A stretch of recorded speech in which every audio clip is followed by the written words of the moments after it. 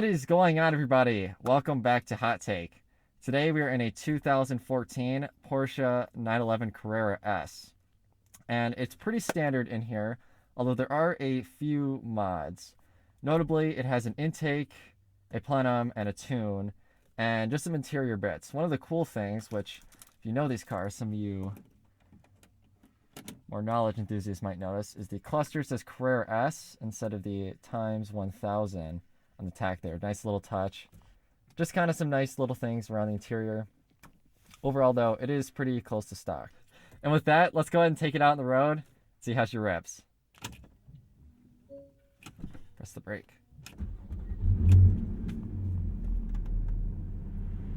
Those my lights? Yep. Sweet. Hit it. Huh. Yeah. Oh, you can hear that induction noise. Wow. Oil's still kind of coming up to temp here, but some initial impressions. The transmission really likes to keep you at 1,000 RPM. I don't know why, but it does. Gas mileage, who knows, but it get crazy short shifts. Well, if you put it in Sport Plus, it won't. Sport Plus? Oh, okay, I'm driving it wrong. Which is really, in my opinion, too harsh. Is it? Yeah, Sport. Go to Sport. Okay, so it's a button there. It opens the exhaust up. You can hear that. Yeah. Oh, so now let's just stay at 1800.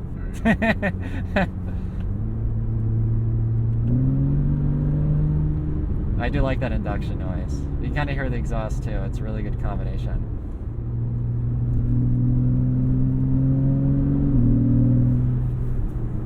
The steering is really tight and sharp. It's got a good initial response. It is a Porsche 911 after all, although we haven't actually driven a Porsche 911 on Hot Take yet. So this is my cold turkey impressions on one of these things.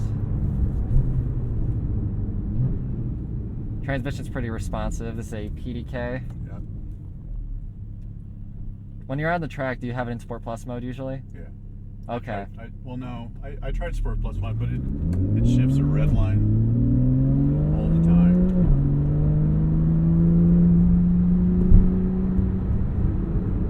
Okay. So it does kind of re-engage control after a little bit if you let it. Is there like a dedicated manual mode? Yeah. Would that be? Go to that. Yeah. Do that. Okay, you just flip it over and then there you go. Oh, okay. Oh, and then it gives you little arrows. You also do get your gear that you're in, which is nice.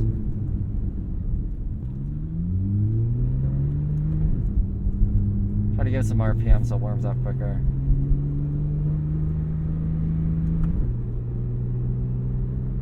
Those are very fast shifts.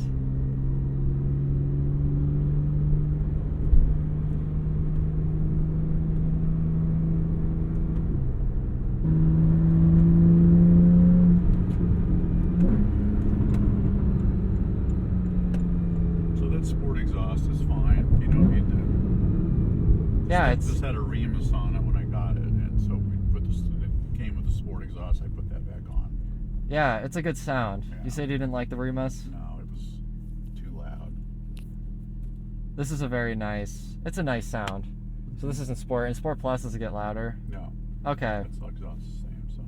That's nice. You can access the louder exhaust without having to beat yourself up in Sport Plus. It's interesting. Your temps don't really climb at all when you're idling. 178. We'll give it a little bit of beat. Cooling is always at 194. Oh yeah.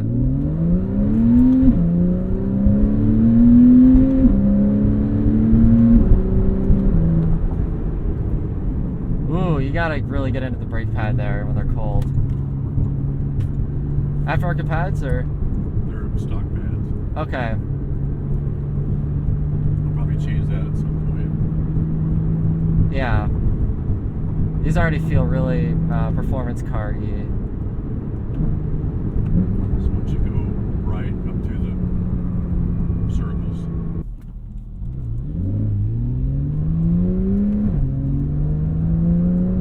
You'll be able to feel the handle now through these. Yeah.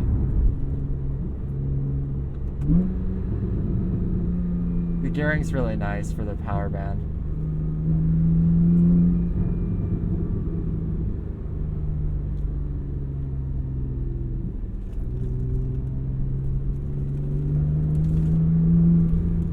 very tight.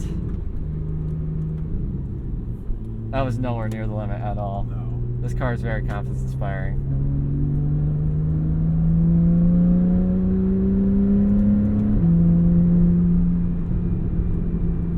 That's a lot of fun. This feels almost as tight as... Shot, they did dial a couple degrees of negative camber in it. Okay, yeah, so you got the alignment dialed in. Yeah. I'm sure that helps. The alignment was way off when I got Yeah. So the last owner of this car babied it a lot, right? it. Yeah. Needed to get a owner that knew what they were doing with the power.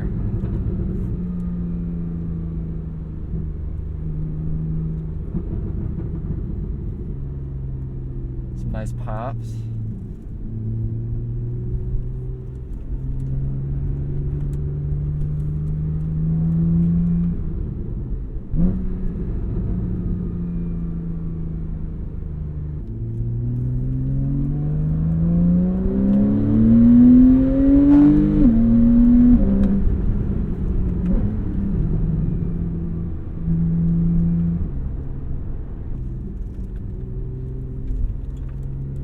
Oh, there we go.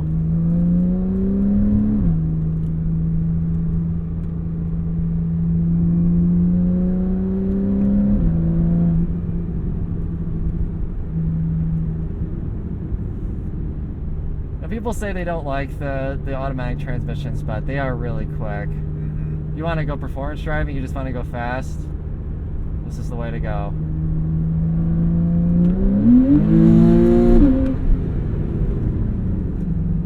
Okay. If you put your foot down, it will override whatever your whatever gear you're in to just grab you the lowest one.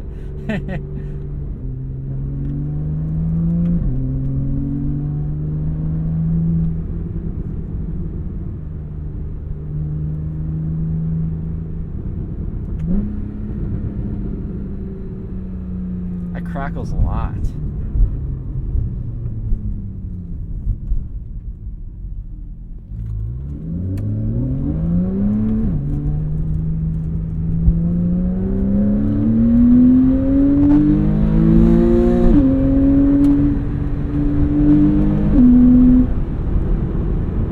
Very potent power.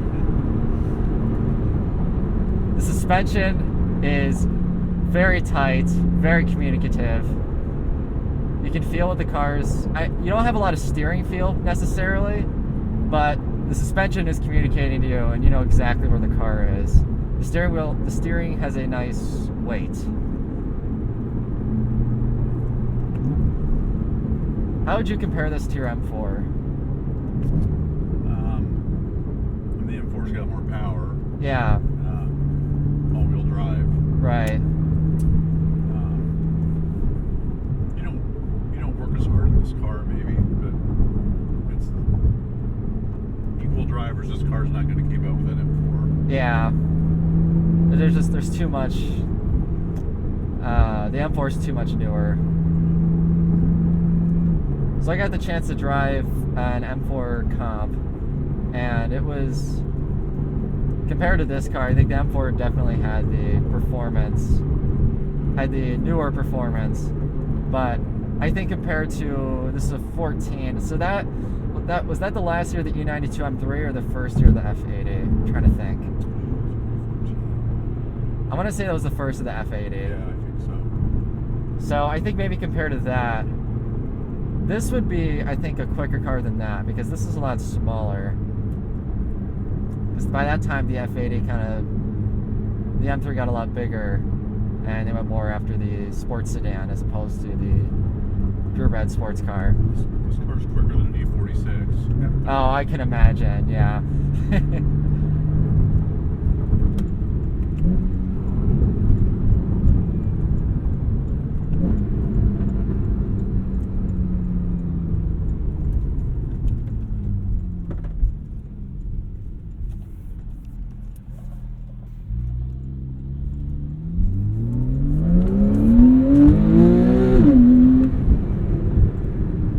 Caught by the light. Well, we'll get a take two of that.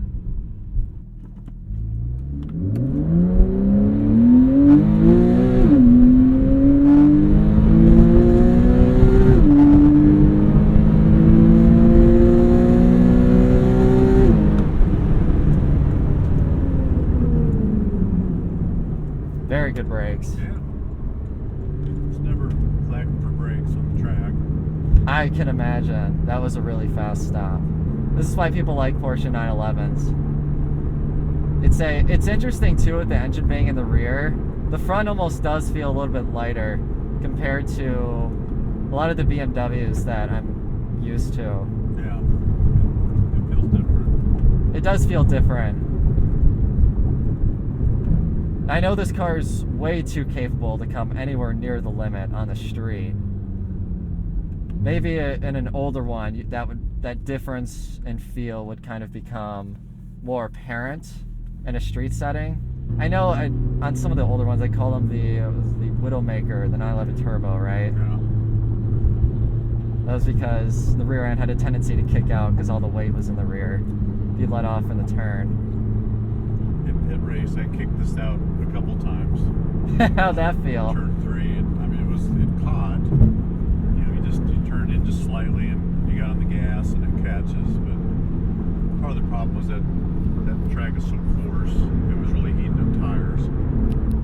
What tire sizing does this have? So 285s on the back, 245s on the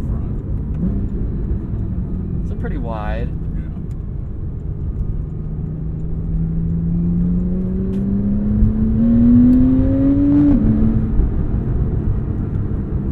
Those intakes really kind of bring out the sound in this car. Although I'm struggling to kind of pick apart what's intake and what's exhaust, because they're both pretty loud. In a good way though, like a good performance car, loud. Track like you're coming down into a corner on the gas, and then you squeeze the brake hard, it'll drop 2 gears. Right, to kind of help you, make up for that difference. To come out of the corner, yeah. I think for a while the PDK was the best transmission on the market. I mean, this feels like a modern car, even though it's a 2014. It's almost 10 years old. And I would say this transmission is easily just as good as, I'll use the new BMW ZF 8-speed because that's... Yeah, I would say it's similar. Yeah, in performance, which is really impressive. I think back in the day, BMW was trying to do the DCTs. And it might have been slightly quicker than this, I'm not totally sure, but it is a lot jerkier than this. This is still a very smooth transmission. I mean, it's a Porsche 911. There isn't too much that can be said about a Porsche 911 that hasn't already been said, but it's just a great driver's car.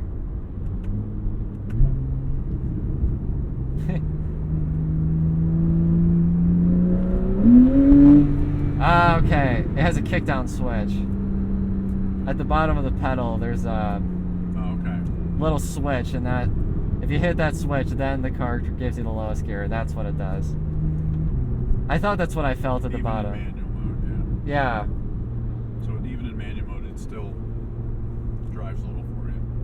Yeah, exactly. Yeah, the switch takes priority, which is funny because the whole point of the switch is supposed to be to give you more driver's control. But if I'm picking the gear, you know, I want it to stay in the gear that I want. So it's funny that it still gives you the lowest gear, but that's how it is. A little quirky. We have now finished our test drive of the 2014 Porsche 911 Carrera S. It was a really good experience. This is my first real experience driving a Porsche 911, and I understand the craze for these cars. There's something about it. It just feels a little more exotic than a BMW M3, especially from the same year, the F80, which kind of started to go more for the sports sedan as opposed to purebred sports car, whereas this kept the die-hard sports car feel. The transmission was really responsive. A manual would be fun. I'd love to try a manual one, but the PDK, everyone says they're great. I'm not going to say any different. It was fantastic transmission.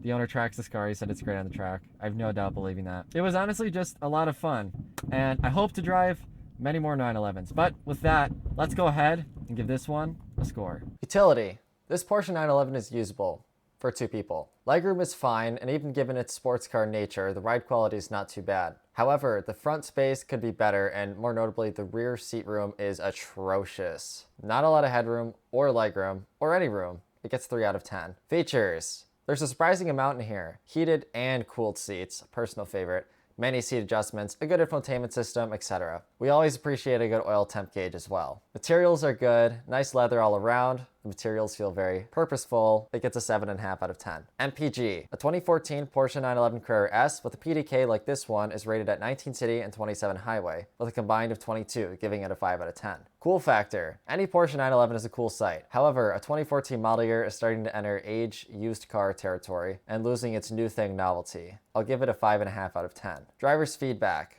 The pedals have a good weight to them, notably for the 8th time. The brake pedal communicates really well. The gas pedal is average for a modern performance car, but bringing it back is the suspension that communicates very well with the driver. The only pitfall I can really think of is the steering feel. It has a good weight, but it does feel a bit numb. A small pitfall from an otherwise great driving experience. It gets 6.5 out of 10. Acceleration. The 2014 Porsche 911 Carrera S does 0 to 60 in just 4.6 seconds, giving it a 6 out of 10. Finally, should you buy it? These 911s range in the $60,000 to $80,000 range for nicer ones. Expensive, but considering their new retail, it's no surprise. That said, you're paying a lot of money for the performance given other options on the used market are plentiful. BMW M3s of the same year are half.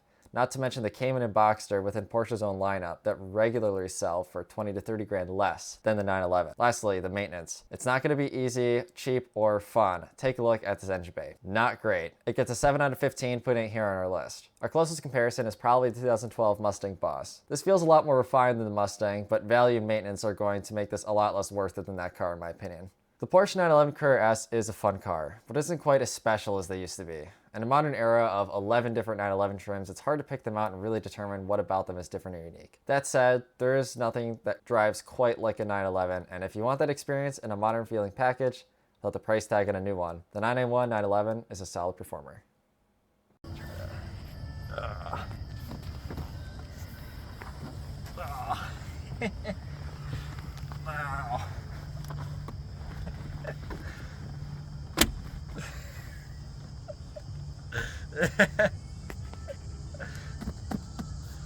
That's good.